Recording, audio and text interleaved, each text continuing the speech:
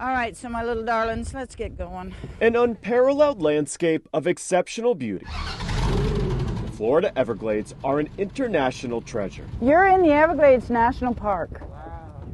Is this not just beautiful? But it is not the alligators lurking just below the surface here that keeps Cat Britt up at night. Hello, Mr. Jumper. We got so badly flooded. So all this water is still here from that. 3 decades as a tour guide in South Florida, Cat has weathered plenty of storms. It's the constant threat of climate change, though, that is threatening her way of life. It affects everything. At 1.5 million acres, the Everglades are primarily a freshwater habitat.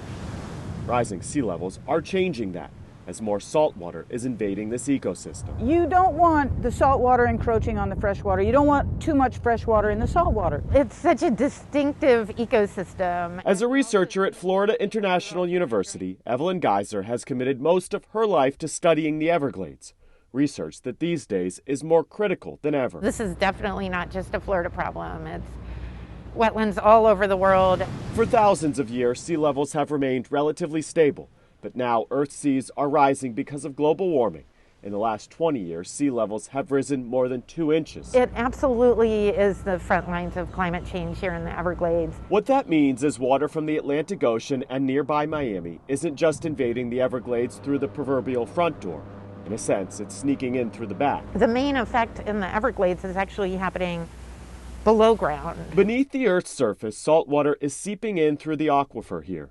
For centuries, that was fresh water. Salt concentration levels, though, are exponentially higher than they were 20 years ago. Animals and plants are cornered.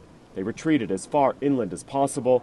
There's no place left to go. We are ground zero for effects of climate change. We have been thinking about it and trying to address it in novel ways. The techniques they're using to manage climate change here in the Everglades are being used as blueprints for other cities and states across the country. Humans are also feeling the impacts. 9 million Floridians depend on the Everglades for their drinking water, which is why the state has spent more than $23 billion on Everglades restoration projects. Everything from elevating roadways here so fresh water can move around more freely, to regulating how much water flows back into the ocean through a complex set of canals. I believe that people should pay attention to it because it may turn out to be an example of how to address a global problem as it's occurring. Florida can't afford to wait any longer to manage the effects of climate change. Either plants are going to die, which is going to affect the animals, or insects are going to die, which is again going to affect the animals.